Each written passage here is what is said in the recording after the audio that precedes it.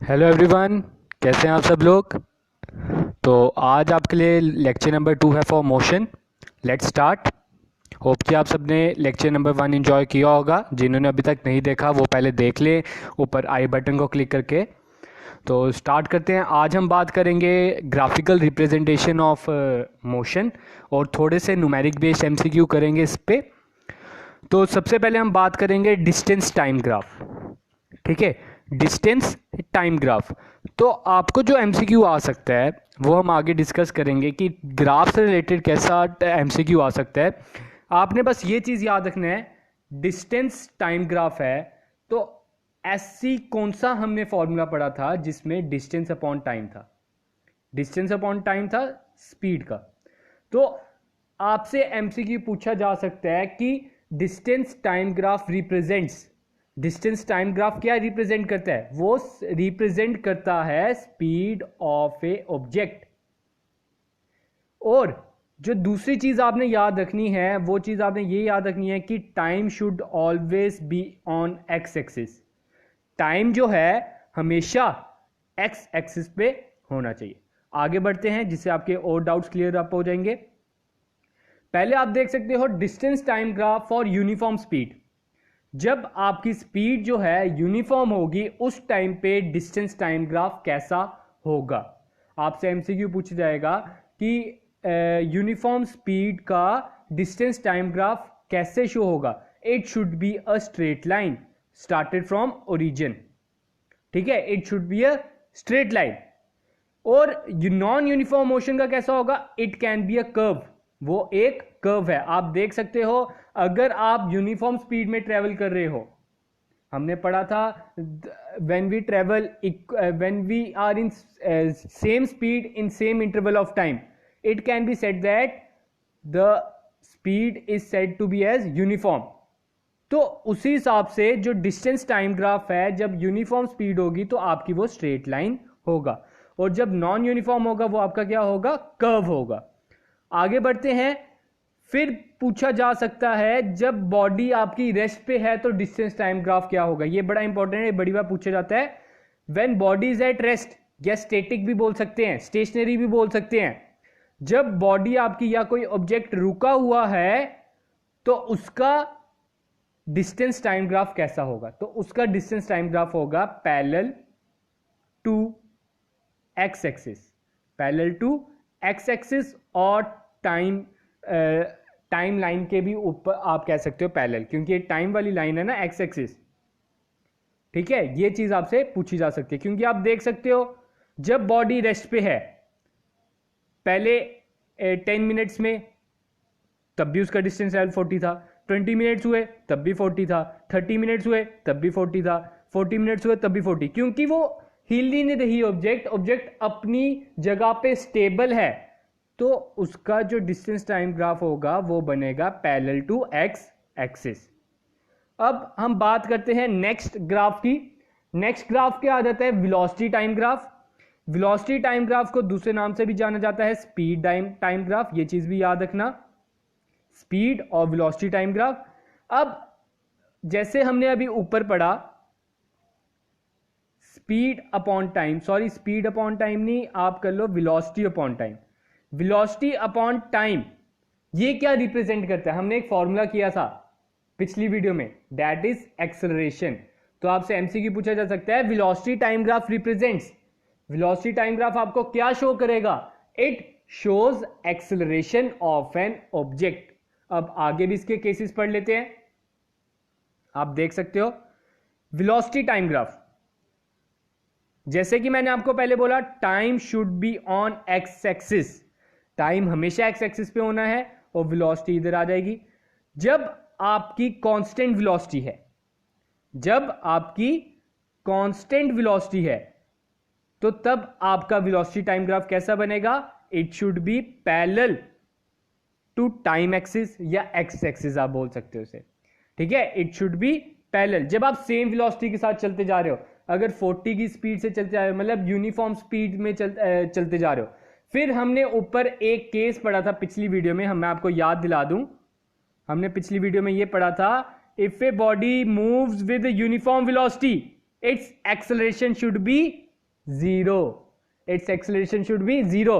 तो ये पॉइंट इधर से क्लियर अप हो जाता है। आप देख सकते हो कि आप इधर यूनिफॉर्म स्पीड से चल रहे हो तो ये आपका टाइम एक्सिस के पैरेलल होनी चाहिए और आपकी एक्सेलरेशन जो है जीरो होनी चाहिए।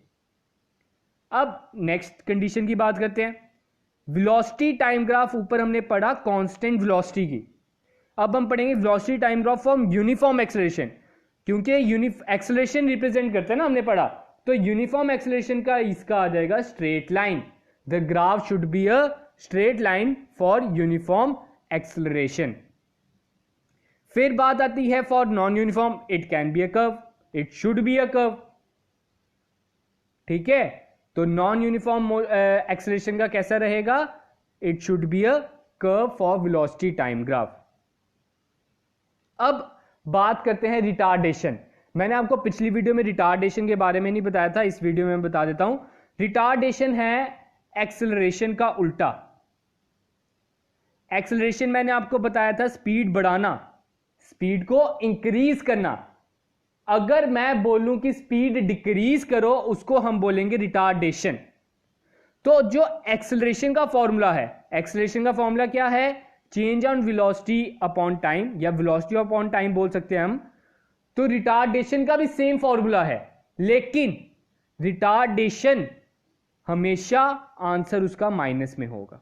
रिटार्डेशन का आंसर हमेशा माइनस में होगा, क्योंकि retardation and acceleration are two opposite and different things. Opposite things हैं ये। तो अगर आपको उधर लिखा है एक्सेलरेशन इज इक्वल टू -10, अगर उधर लिखा है एक्सेलरेशन इज इक्वल टू -10, इसका मतलब है इट इज कॉल्ड रिटार्डेशन। बड़ी बार उन्होंने एक्सेलरेशन लिखा होगा -10, तो वो आपका एक्सेलरेशन भी ले सकते हो उसे, लेकिन इन जनरल सेंस हम उसे कह सकते हैं रिटार्डेशन।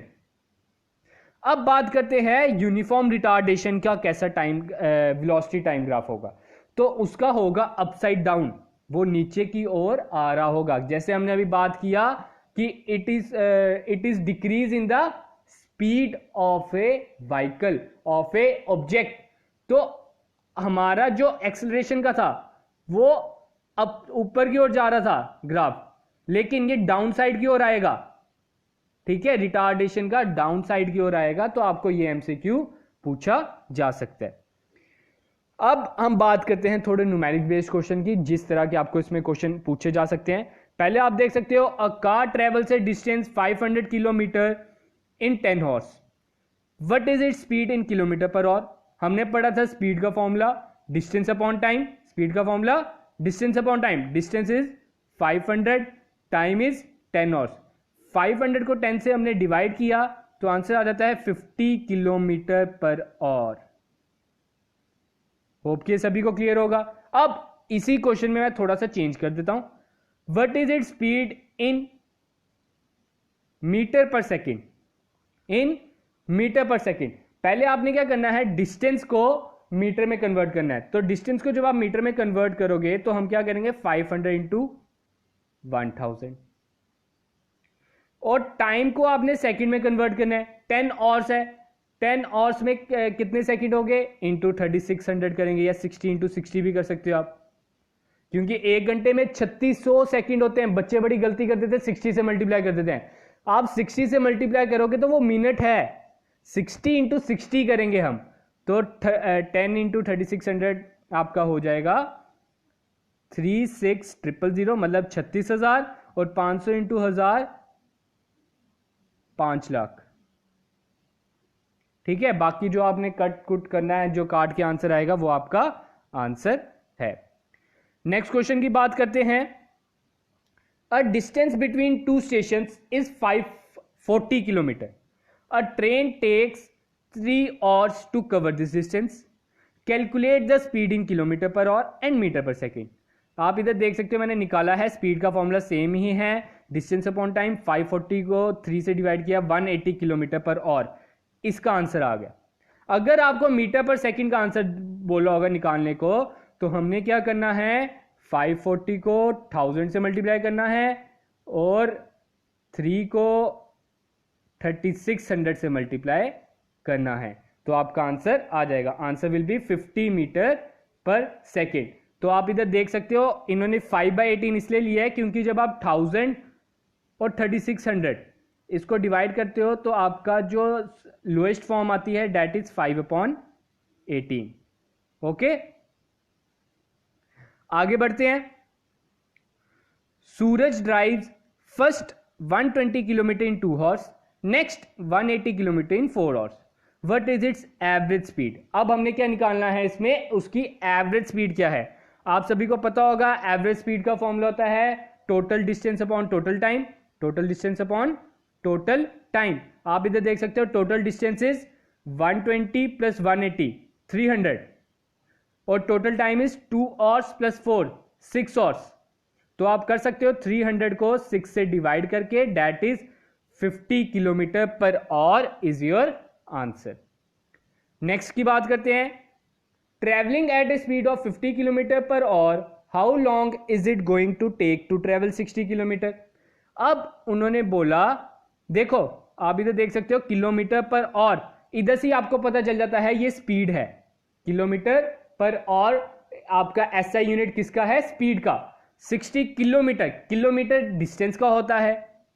उन्होंने बोला हाउ लॉन्ग, हाउ लॉन्ग का मतलब हो गया आपने निकालना है टाइम। हमने फॉर्मूला किया था speed is equal to distance upon time, speed is equal to distance upon time. Time इधर डिवाइड हो रहा है, उधर जाके क्या हो जाएगा मल्टीप्लाई। आप कह सकते हो distance is equal to speed into time. अब टाइम को अकेला छोड़ दो, स्पीड इधर मल्टीप्लाई हो रहा है, उधर जाके डिवाइड हो जाएगा। Time is equal to distance upon speed, time is equal to distance upon speed. तो आप देख सकते हो डिस्टेंस आपका 60 किलोमीटर और टाइम है आपका किलोमीटर पर आवर 50। तो 60 को आपने जब 50 से डिवाइड किया डेट इज 1.2 आवर्स। आपका आंसर क्या आया 1.2 आवर्स। लेकिन उधर से बड़े से स्टूडेंट्स क्या करेंगे, उधर आपको ऑप्शन दिया होगा 1 आवर एंड 20 मिनट्स, आप उसी को टिक कर दोगे, तो वो सही आंसर नहीं है। आपने इसको क्या करना है, कन्वर्ट करना है। 1 का मतलब तो हो गया 1 आवर, जो 0.2 का मतलब है 0.2 को आप पहले डेसिमल में कन्वर्ट कर लो, 2/10 हो जाता है, ये सभी को पता होगा। इंटू 60 करना है, 2/10 इंटू 60, 2 इंटू 6 12, तो मिनट्स में कितना आएगा 12 minutes. Answer will be your 1 our and 12 minutes.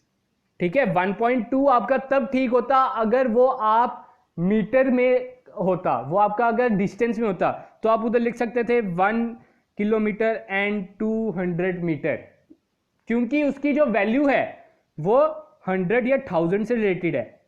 लेकिन जब हम टाइम की बात करते हैं, टाइम आपका 60 सेकेंड 60 मिनट का होता है, तो उस चीज के लिए हम उसको 60 से पहले कन्वर्ट करेंगे। आगे बढ़ते हैं। जैसे कि मैंने इधर लिखा हुआ है, while converting decimal horse into minute, these are to be multiplied by 6 not by 100. Next question.